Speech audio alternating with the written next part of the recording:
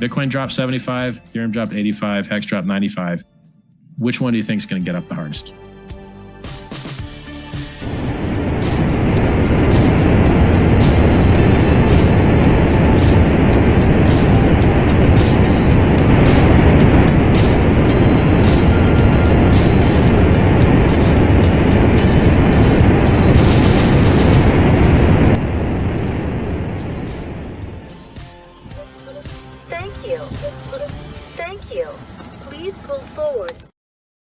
Hello, chaps and chapesses. Welcome to the show. So this is the final. Sad. This is my first. Oh, hello. Got a little bit of shabbiness there. There we go. It's been my. It's the last show of the Richest Man in Babylon. Oh, actually, there'll be one more, but it's just a roundup of the historical facts of behind what's going on in Babylon. And so today what we are doing is chapter 10. It is the luckiest man in Babylon. So welcome everyone that has come in. Now, my name is Dr. H. I am the CryptoPractor, and on this channel at the CryptoPractor, you have simple investing strategies for new investors, beginners, blossoming neophytes, and the next generation OGs. So if that information is of interest to you, then go down below, boop the like, spank the subscribe, ding the notification bell to all. And I have another show that I'm really excited about. It is going to be a little less structured in terms of times than this one. This show comes out on Sundays at 12 Eastern time. And just to give you a little bit more context, this is the Abundance Show. Okay, and I'm going to move myself out of the way. Health and wealth principles in the crypto space and beyond. Okay, so my history of investing for 35 years predates crypto by a considerable amount. But some of the principles that I apply, in fact, most of the principles I apply in my own investing, are timeless. So I enjoy the crypto space. I'm not an expert in it, but however, I do have an expertise in investing. And I thought I would share some of these ideas for fun and entertainment only, because as always, this is not, repeat, not investment advice.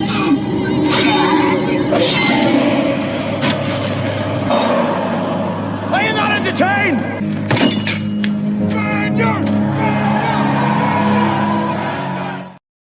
Okay, so it's the health and wealth show, right? And let's get myself back in here. And The Richest Man in Babylon is the principles. It's one of the simplest books to read. If you're not a book reader, I know a lot of people in society nowadays read less and less because they get a lot of their information from different sources. If you're not a book reader, or you just want to try a book, I highly recommend this. It's super short. There's lots of short stories. Or alternatively, you could just go to the playlist here on this channel and just listen to them one at a time, each chapter at a time. So moving on, we are going to get into the next stage of the presentation. As I say, hands-on edutainment and simple crypto investing strategies for beginners, blossoming neophytes, and next generation OGs. So just go and spank the like and do all that good stuff. Right, and the chapters I've already gone through, they are down in the description, or just simply click on the link to the playlist for The Richest Man in Babylon on my channel. Okay, and let's just dive straight in. That's enough of this silliness. Let's get stuck in. So the luckiest man in Babylon, chapter 10. At the head of his caravan proudly rode Sharanada, the merchant prince of Babylon. He liked fine cloth and wore rich and becoming robes. He liked fine animals and sat easily upon his spirited Arabian stallion. To look at him, one would hardly have guessed his advanced years. Certainly they would not have suspected he was inwardly troubled. The journey from Damascus is long, and the hardships of the desert many. These he minded not. The Arab tribes are fierce and eager to loot rich caravans. These he feared not, for his many fleet mounted guards were a safe protection. About the youth at his side, whom he was bringing from Damascus, he was disturbed. This was Hadan Gula, the grandson of his partner of other years, Gula, to whom he felt he owed a debt of gratitude which could never be repaid. He would like to do something for this grandson, but the more he considered this, the more difficult it seemed to because of the youth himself. Eyeing the young man's rings and earrings, he thought to himself, he thinks jewels are for men. Still, he has his grandfather's strong face, but his grandfather wore no such gaudy robes. Yet I sought him to come, hoping I might help him get a start for himself and get away from the wreck his father has made of their inheritance. Gula broke in upon his thoughts. Why dost thou work so hard, riding always with the caravan upon its long journeys? Dost thou never take time to enjoy life? Sharunada smiled. To enjoy life, he repeated. What wouldst thou do to enjoy life if thou wert Sharunada? If I had wealth equal to thine, I would live like a prince. Never across the hot desert would I ride. I would spend the shekels as fast as they came to my purse. I would wear the richest of robes and the rarest of jewels. That would be the life of my liking, a life worth living. Both men laughed. Your grandfather wore no jewels, Sharunada spoke before he thought, then continued jokingly. Wouldst thou leave no time for work? Work was made for slaves, Gula responded. Sharunada bit his lip, but made no reply, riding in silence until the trail led them to the slope. Here he reined his mount and, pointing to the green valley far away, see, there is the valley. Look far down and thou canst faintly see the walls of Babylon. The tower is the temple of Bel. If thine eyes are sharp, thou mayest even see the smoke from the eternal fire upon its crest. So that is Babylon. Always have I longed to see this the wealthiest city in the world, Gula replied. Babylon, where my grandfather started his fortune. Would he were still alive, we would not be so sorely pressed. Why wish his spirit to linger on earth beyond its allotted time? Thou and thy father can well carry on his good work. Alas, neither of us have his gift. Father and myself know not his secret for attracting the golden shekels. Sharunada did not reply, but gave rein to his mount and rode thoughtfully down the trail to the valley. Behind them followed the caravan in a cloud of reddish dust. Sometime later, they reached the King's Highway and turned south through the irrigated farms. 3 old men ploughing a field caught Sharunada's attention.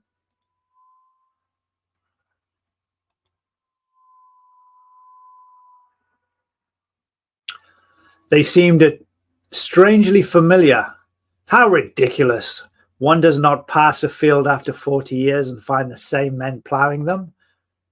Yet there was something within him that said that they were the same.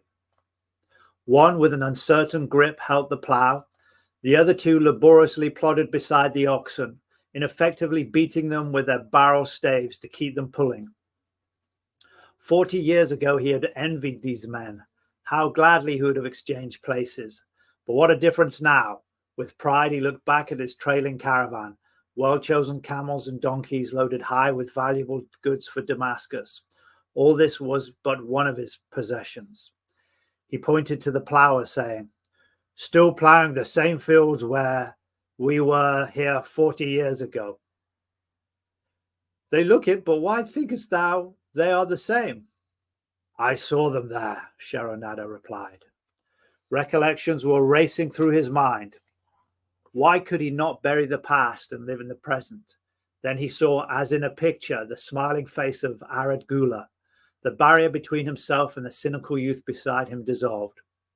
But how could he help such a superior youth with his spendthrift ideas and his bejeweled hands? Work he could offer in plenty to willing workers, but not for men who consider themselves too good for work. Yet he owed it to Gula to do something, not a half-hearted attempt. He and Gula had never done things that way. They were not that sort of men. A plan came almost in a flash. There were objections, of course there were. He must consider his own family and his own standing. It would be cruel. It would hurt. Being a man of quick decisions, he waived the objections and decided to act. Wouldst thou be interested in hearing how thy worthy grandfather and myself joined in the partnership which proved so profitable? He questioned. Why not just tell me how thou makest the golden shekels? That is all I need to know, the young man parried. Sharunada ignored his reply and continued. We start with these men ploughing. I was no older than thou as the column of men in which I marched approached. Good old Megiddo, the farmer, scoffed at the slipshod way in which they ploughed. Megiddo was chained next to me. Look at those lazy fellows, he protested. The plough holder makes no effort to plough deep, nor do the beaters keep the oxen in the furrow. How can they expect to raise a good crop with poor ploughing? Didst thou say Megiddo was chained to thee? Hadan Gula asked in surprise.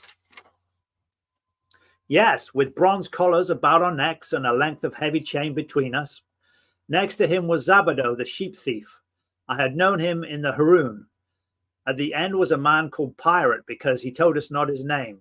We judged him as a sailor as he had entwined serpents tattooed upon his chest in sailor fashion.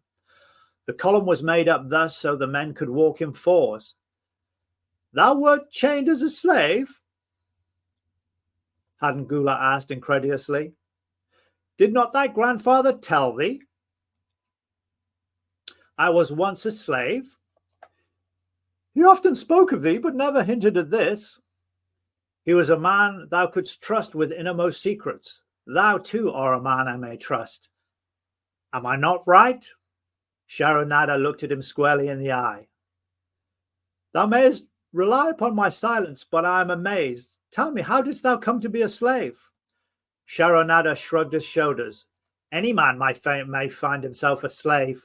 It was a gaming house and a barley beer that brought me to disaster. I was the victim of my brother's indiscretions. In a brawl, he killed his friend. I was bonded to the widow by my father, desperate to keep my brother from being prosecuted under the law. When my father could not raise the silver to free me, she in anger sold me to the slave dealer. What a shame and injustice, Hadan Gula protested. But tell me, how didst thou regain freedom? We shall come to that, but not yet. Let us continue my tale. As we passed, the ploughers jeered at us. One did doff his ragged hat and bow loud, calling out, Welcome to Babylon, guests of the king. He waits for thee on the city walls where the banquet is spread, mud bricks and onion soup. With that, they laughed uproariously. Pirate flew into a rage and cursed them roundly. What do those men mean? What do those men mean by the king awaiting us on the walls? I asked him. To the city walls you march to carry bricks until the backs break. Maybe they beat thee to death before it breaks. They won't beat me. I'll kill them. Then Megiddo spoke up. It doesn't make sense to me to talk of masters beating willing, hard-working slaves to death. Masters like good slaves and treat them well. Who wants to work hard? Commented Zabado. These ploughers are wise fellows. They're not breaking their backs. They're just letting on as if they be. Thou canst get ahead by shirking, Megiddo protested. If thou plough a hectare, then that's a good day's work, and any master knows it. But when thou plough only a half, that's shirking. I don't shirk. I like to work, and I like to do good work. For work is the best friend I've ever known. It has brought me all the good things I've had, my farm and cows and crops and everything. Yeah, and where are these things now? Scoffed Zabado. I figure it pays better to be smart and get by without working. You watch, Zabado. If we're sold to the walls, he'll be carrying the water bag or some easy job when thou, who like to work, will be breaking thy back carrying bricks. He laughed his silly laugh. Terror gripped me that night. I could not sleep. I crowded close to the guard ropes, and when the others slept, I attracted the attention of Godazo, who was doing the first guard watch. He was one of those brigand Arabs, the sort of rogue who, if he robbed thee of thy purse, would also think he must also cut thy throat. Tell me, Godazo, I whispered, when we get to Babylon, will we be sold to the walls? Why, I want you to know, he questioned cautiously. Canst thou not understand? I pleaded. I'm young. I want to live. I don't want to be worked or beaten to death on the walls. Is there any chance for me to get a good master? He whispered back, I tell something. Thou good fellow, give Godozo no trouble. Most times we go first to a slave market. Listen now. When buyers come, tell them you good worker, like to work hard for good master. Make them want to buy. You not make them buy. Next day you carry brick. Mighty hard work. After he walked away, I lay in the warm sand, looking at the stars and thinking about work.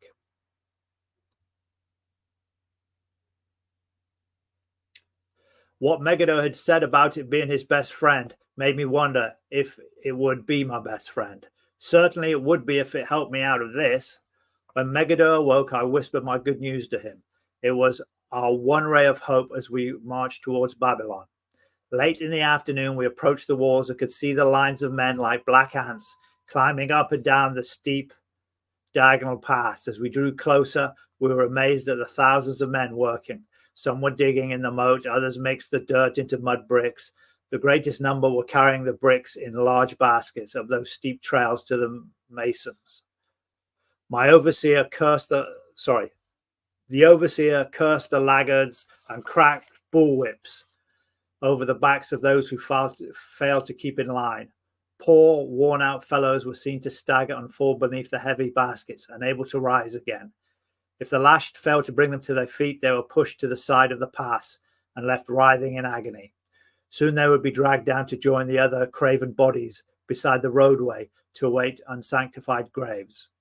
As I beheld the ghastly sight, I shuddered. So this was what awaited my father's son if he failed at the slave market. Godozo had been right. We were taken through the gates of the city to the slave prison, and next morning marched to the pens in the market. Here the rest of the men huddled in fear, and only the whips of our guard could keep them moving so the buyers could examine them. Megiddo and myself eagerly talked to every man who permitted us to address him. The slave dealer brought soldiers from the king's guard who shackled pirate and brutally beat him when he protested. As they led him away, I felt sorry for him. Megiddo felt that we would soon part. When no buyers were near, he talked to me earnestly and to impress upon me how valuable work would be to me in the future. Some men hate it. They make it their enemy. Better to treat it like a friend. Make thyself like it. Don't mind because it is hard. If thou thinkest about what a good house thou build, then who cares if the beams are heavy, and if it is far from the well to carry the water for the plaster? Promise me, boy, if thou get a master, work for him as hard as thou canst. If he does not appreciate all thou do, never mind. Remember, work well done does good to the man who does it. Does good to the man who does it. It makes him a better man. He stopped as a burly farmer came close to the enclosure and looked at us critically. Megiddo asked him about his farm and crops, soon convincing him that he would be a valuable man. After violent bargaining with the slave dealer, the farmer drew a fat purse from beneath his robe, and soon Megiddo had followed his new master out of sight. A few other men were so during the morning. At noon, Godozo confided in me the dealer was disgusted and would not stay overnight, but would take all who remained at sundown to the king's buyer.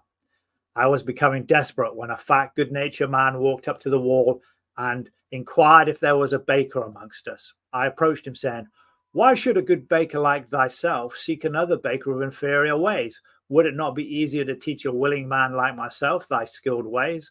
Look at me, I'm young, strong, and I like to work. Give me a chance and I will do my best to earn gold and silver for thy purse."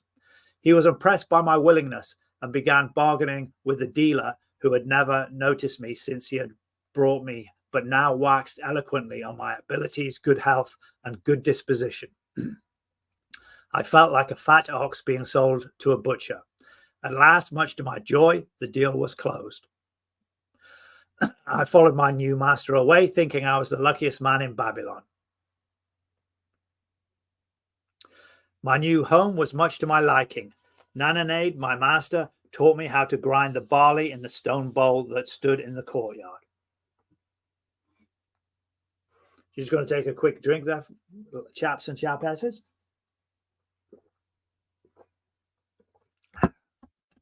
Roger Dodge.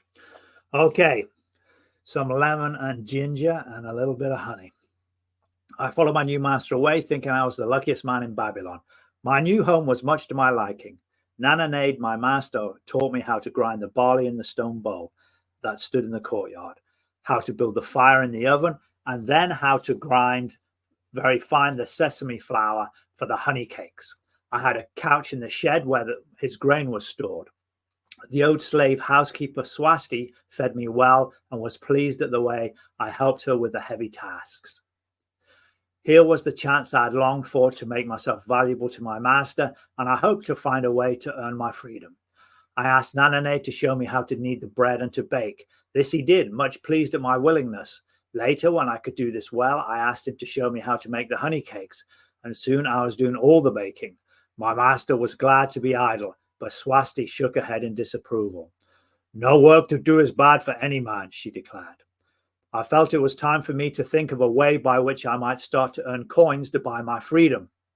As the baking was finished at noon, I thought Nananade would approve if I found profitable employment for the afternoons and might share my earnings with me. Then the thought came to me, why not bake more of the honey cakes and peddle them to hungry men upon the city streets? I presented my plan to Nananade this way. If I can use my afternoons after the baking is finished to earn for the coins,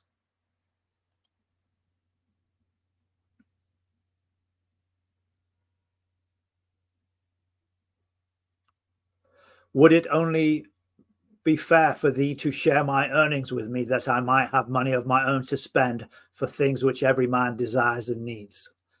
Fair enough, he admitted. When I told him of my plan to peddle our honey cakes, he was well pleased. Here is what we'll do, he suggested. Thou sellest them at 2 for a penny, then half of the pennies will be mine to pay for the flour and the honey and the wood to bake them. Of the rest I shall take half, and thou shalt keep half. I was much pleased by the generous offer that I might keep for myself 1/4 of my sales. That night I worked late to make a tray upon which to display them. Nananade gave me one of his worn robes that I might look well, and Swasti helped me patch it and wash it clean. The next day I baked an extra supply of honey cakes. They looked brown and tempting upon the tray as I went along the street, loudly calling my wares. At first, no one seemed interested, and I became discouraged. I kept on, and later in the afternoon, as men became hungry, the cakes began to sell, and soon my tray was empty. Nananade was well pleased with my success and gladly paid me my share. I was delighted to own pennies. Megiddo had been right when he had said a master appreciates good work from his slaves. That night I was so excited over my success I could hardly sleep, and tried to figure how much I could earn in a year and how many years would be required to buy my freedom. As I went forth from my tray of cakes every day, I soon found regular customers. One of these was none other than your grandfather, Arad Gula. He was a rug merchant and sold to the housewives, going from one end of the city to the other, accompanied by a donkey loaded high with rugs and a black slave to tend it. He would buy 2 cakes for himself and 2 for his slave, always tarrying to talk with me while they ate them. My grandfather said something to me one day that I shall always remember.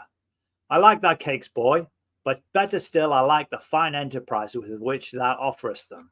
Such spirit can carry thee far on the road to success. But how canst thou understand, Hatangula, what such words of encouragement could mean to a slave boy, lonesome in a great city, struggling with all he had in him to find a way out of his humiliation? As the months went by, I continued to add pennies to my purse. I began to have a comforting weight upon my belt. Work was proving to be my best friend, just as Megiddo had said. I was happy, but Swasti was worried. Thy master, I fear to have him spend so much time at the gaming house, she protested. I was overjoyed one day to meet my friend Megiddo upon the street. And we're just going to pause there a second when we find out what he reports to Megiddo. So there they were as slaves.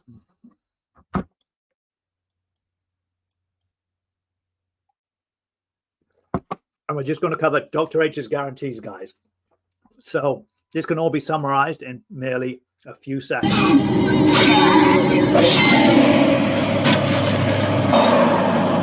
Are you not entertained?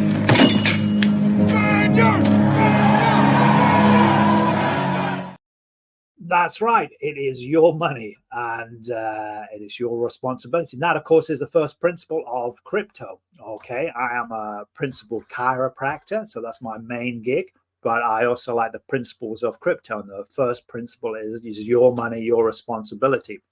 And that is your freedom to transact as well. That's the whole point of crypto. So this is just edutainment. I try not to shill any courses, any crypto trading courses or crypto coins.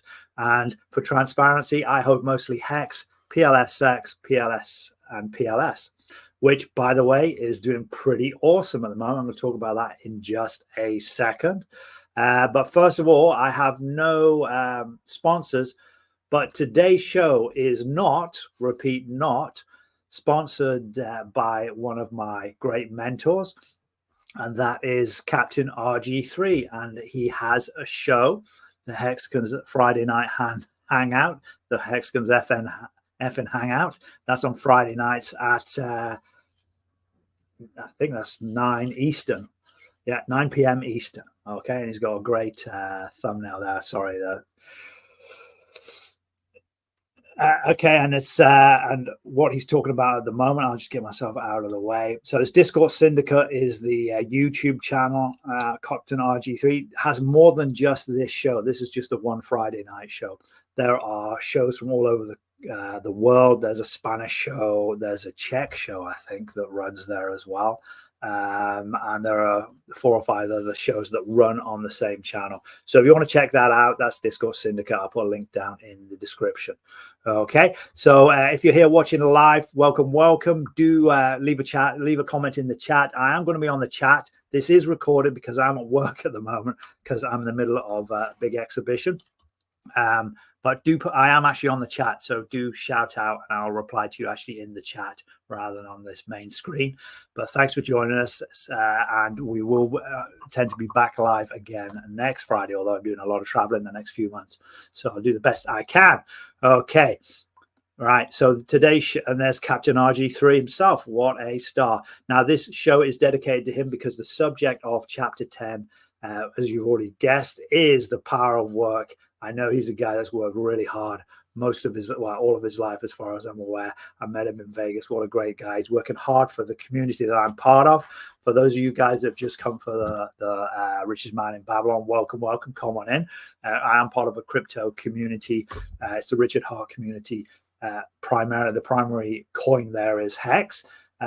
Available on 2 main chains, Ethereum, which is the Premier HEX, which is the first HEX that ever came out, and then the one that is insanely cheap to transact and is quicker, which is the HEX on Postchain.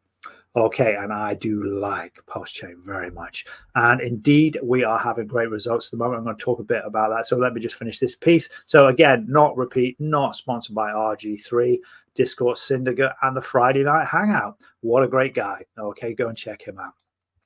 And the show that I'm gonna, which is recorded and but I'm gonna start to schedule it now, is Monte Carlo or Bust. Now this is where I've taken $1,000, put it into a Monte Carlo or Bust wallet, and actually made purchases on the 12th, round about the beginning of September, pretty close to the Pico bottom of PHEX, or the recent Pico bottom of PHEX, which ironically I just bought I split the $1,000 into 3 just as a simple strategy, because we're about simple investing strategies, and Monte Carlo or Bust is about crypto investing strategies for beginners being put into action so you can actually see it. Now I do highly recommend, as it shows on the image there, do ding the bell for the next show, because I am setting them up as and when I can, which isn't always that obvious, or isn't always that predictable. That's the word. Okay, so ding that. So I've got how to set yourself up a crypto wallet, and I'm showing you how to do it. And once I set that wallet up, I actually went and bought Back at the beginning of September, I bought a bunch of products. So the 1,000 I split into 3. I had half that went into PLS. A quarter each went into E-Hex and P-Hex. Okay, so obviously now I've got those 3 products. I can show you different things. I can show you how to liquidity provide. I could show you how to stake. Okay, and the aim is to either be able to afford some real estate in Monte Carlo. It may just be a parking space, maybe half a parking space, maybe a space for a portaloo, because even that is like $500,000 for a parking space. But anyway, I'm going to give you the real figures, and we're actually going to get hold of a realtor in Monte Carlo. Monte Carlo is an area of Monaco, which, as most people know, is a bit of a tax haven, and they've got a casino there as well. But it's not about casino; it's about investing strategies in crypto. Okay, so the cool thing is the Monte Carlo wallet has gone from 1,000; it's now at 2,200. So in other words, 2.2x, which obviously isn't massive in the overall scheme of things, but that has been in 2 weeks. So for those of us that have come from legacy finance, that's 120% increase in 2 weeks. If you multiply that by 25 to give you your annual interest, so you got yeah, a lot. All right, so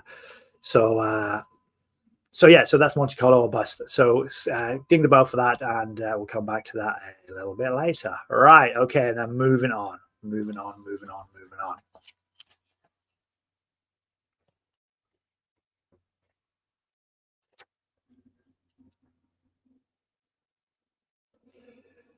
"My master, I fear to have him spend so much time at the gaming table," she protested. "I was overjoyed one day to meet my friend Megado upon the street. He was leading 3 donkeys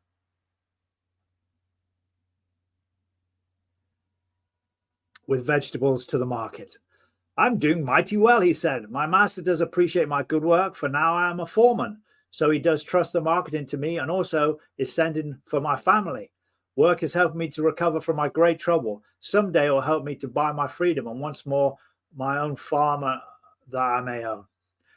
Time went on, and Nanane became more and more anxious for me to return from selling. He'd be waiting when I returned and would eagerly count and divide our money. He would also urge me to seek further markets and increase my sale. Often I went outside the city gates to solicit overseers of the slaves building the walls. I hated to return to the disagreeable sights, but found the overseers liberal buyers. One day I was surprised to see Zabado waiting in line to fill his basket with bricks. He was gaunt and bent, and his back was covered with welts and sores from the whips of the overseers. I was sorry for him and handed him a cake, which he crushed into his mouth like a hungry animal. Seeing the greedy look in his eyes, I ran before he could grab my tray. 'Why dost thou work so hard?' Arad Gula said to me one day. 'Almost the same question thou asked of me today. Dost thou remember?' I told him what Megado had said about work and how it was proving to be my best friend. I showed him with pride the wallet of pennies and explained how I was saving them to buy my freedom. 'When thou art free, what wilt thou do?' he inquired. Then I answered, 'I intend to become a merchant.'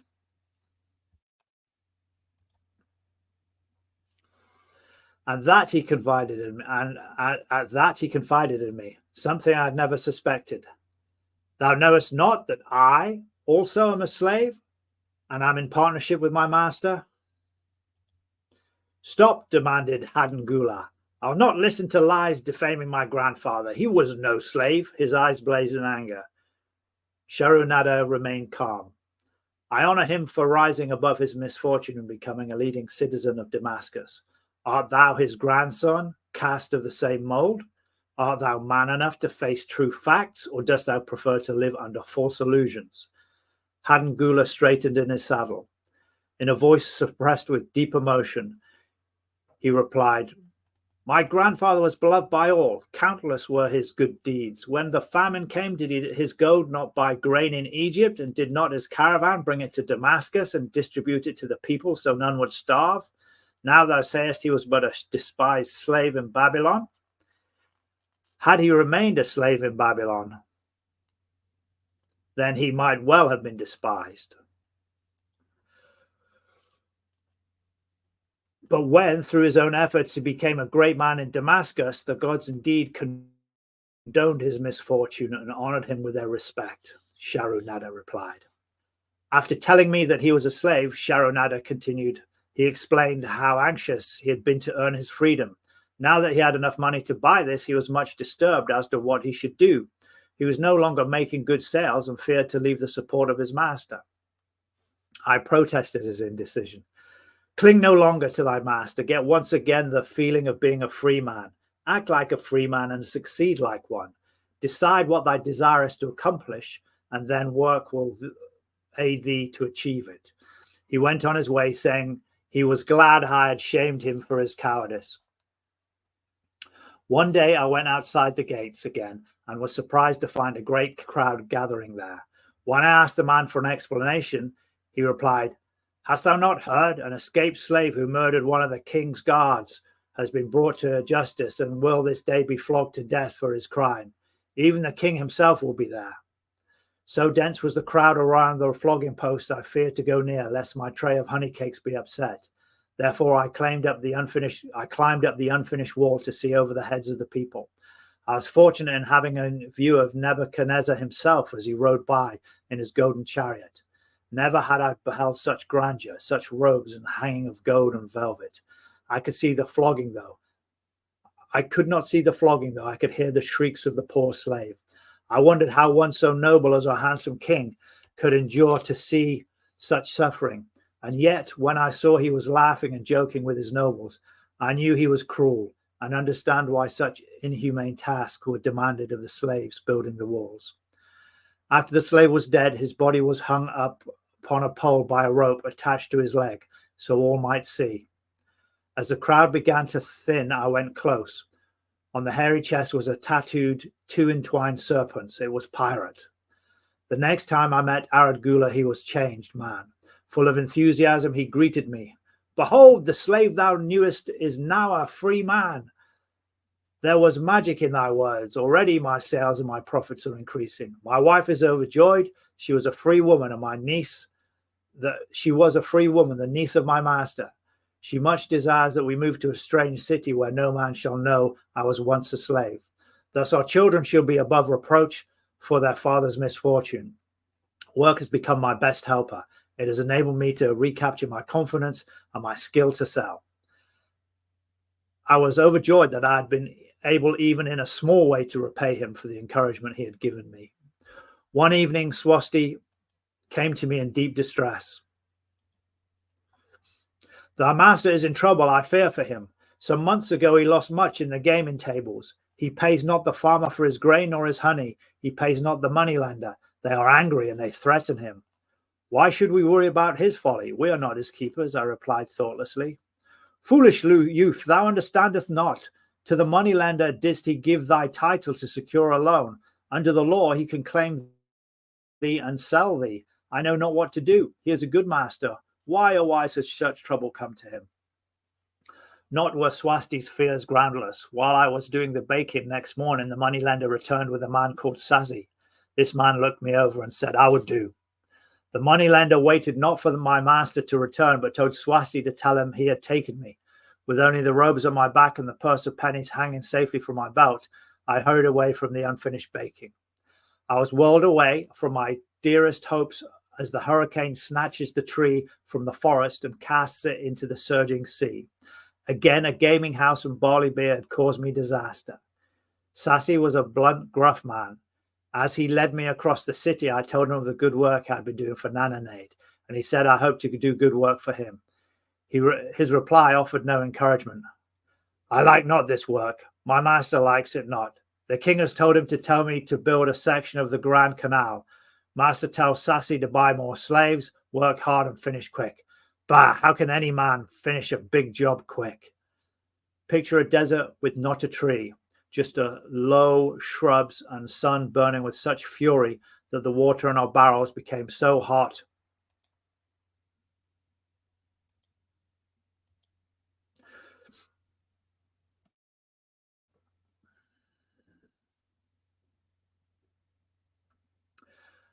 and the water in our barrels became so hot we could scarcely drink it. Then picture rows of men going down in deep excavations and hugging heavy baskets of dirt up soft, dusty trails from daylight until dark. Picture food served in open troughs from which we helped ourselves like swine. We had no tents, no straws for beds. This was a situation in which I found myself. I buried my wallet in a marked spot, wondering if I would ever dig it up again. At first, I worked with goodwill, but as the months dragged on,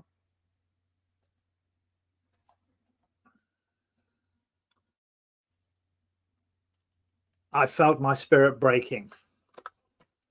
Then the heat fever took hold of my weary body. I lost my appetite and could scarcely eat the mutton and vegetables. At night, I would toss in unhappy wakefulness. In my misery, I wondered if Zabado had not the best plan to shirk and keep his back from being broken in work. Then I recalled my last sight of him and knew his plan was not good. I thought of Pirate with his bitterness and wondered if he might be just as well to fight and kill. The memory of his bleeding body reminded me that this plan was also useless. Then I remembered my last sight of Megado. His hands were deeply calloused from hard work, but his heart was light, and there was happiness on his face. His was the best plan. Yet I was just as willing to work as Megado. He could not have worked harder than I. Why did not my work bring me happiness and success? Was it work that brought Megado happiness, or was happiness and success merely in the laps of the gods? Was I to work the rest of my life without gaining my desires, without happiness and success? All of these questions were jumbled in my mind, and I had not an answer. Indeed, I was sorely confused. Several days later, when I seemed that it was the end of my endurance and my questions still unanswered, Sassy sent for me. A messenger has come from my master to take me back to Babylon. I dug up my precious wallet, wrapped myself in the tattered remnants of my robe, and was on my way. As we rode, the same thoughts of a hurricane whirring me hither and thither kept racing my feverish brain. I seemed to be living the weird world of a chant from my native town of Haroun, besetting a man like a whirlwind, driving him like a storm, whose course no one can follow, whose destiny no one can foretell. Was I destined to be ever thus punished for I knew not what? What new miseries and disappointments awaited me? When I rode to the courtyard of my master's house, imagine my surprise when I saw Arad Gula awaiting me. He helped me down and hugged me like a long-lost brother. As we went away, I would have followed him as a slave should follow his master, but he would not permit me. He put his arm around me, saying, I hunted everywhere for thee. When I had almost given up hope, I did meet Swasti, who told me of the moneylender, and who directed me to thy noble owner. A hard bargain did he drive and made me pay an outrageous price, but thou art worth it. Thy philosophy and thy enterprise has been my inspiration to this new success. Megado's philosophy, not mine, I interrupted. Megado's and thine. Thanks to thee both, we are going to Damascus, and I need thee for a partner. See, he exclaimed, in one moment thou will be a free man. So saying, he drew from beneath his robe the clay tablet carrying my title. This he raised above his head and hurled it down to break into 100 pieces upon the cobblestones. With glee, he stamped upon the fragments until they were but dust. Tears of gratitude filled in my ears. I knew I was the luckiest man in Babylon. Work, thou see, by this in the time of my greatest distress did prove to be my best friend. My willingness to work enabled me to escape from being sold to join the slave gangs upon the wall. It also so impressed thy grandfather, he selected me for his partner. Then Hadan Gula questioned, was work my grandfather's secret key to the Golden Shekels? It was the only key he had when I first knew him, Sharonada replied. Thy grandfather enjoyed work. The gods approached his efforts and rewarded him liberally. I begin to see, Hadan Gula was speaking thoughtfully. Work attracted his many friends who admired his industry and the success it brought. Work brought him the honors he enjoyed so much in Damascus. Work brought him all the things I have approved, and I thought work was fit only for slaves. Life is rich with many pleasures for men to enjoy, Sharonada commented. Each has its place. I am glad that work is not reserved for slaves. Were that the case, I would be deprived of my greatest pleasure. Many things I do enjoy, but nothing takes the place of work. Sharonada and Hedin Gula rode in the shadows of the towering walls up to the massive bronze gates of Babylon. As at their approach, the gate guards jumped to attention and respectfully saluted an honored citizen. With head held high, Sharonada led the long caravan through the gates and up the streets of the city. I've always hoped to be a man like my grandfather, Hadan Gulan commented. Never before did I realize just what a kind of man he was. This thou hast shown me. Now I understand. I do admire him all the more and feel more determined to be like him. I fear I can never repay thee for giving me the true key to his success. From this day forth, I shall use this key. I shall start humbly as he started, which befits my true station, far better than jewels and fine robes. So saying, Hadan Gula pulled the jeweled baubles from his ears and the rings from his fingers. Then reining his horse, he dropped back and rode with deep respect behind the leader of the caravan. So there we have it, guys. That is the last of the stories from The Richest Man in Babylon. Next week, I'm just going to give you a historic perspective, and actually we'll start the Monte Carlo or bust. I'll explain that and show you guys that, where you can find it, where it's going to be. I'll work that out for then. So I hope you've enjoyed that. If you have, do share it. Share it on X, share it on Telegram, on those other things. I look forward to seeing you next week, same time, same place, 12 o'clock Eastern at the CryptoPractor on YouTube.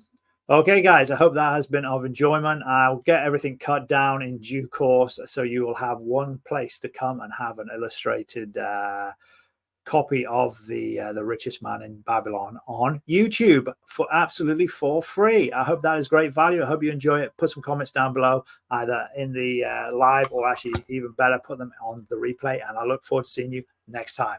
Dr. H, hold on. Let's do this properly. Dr. H, out.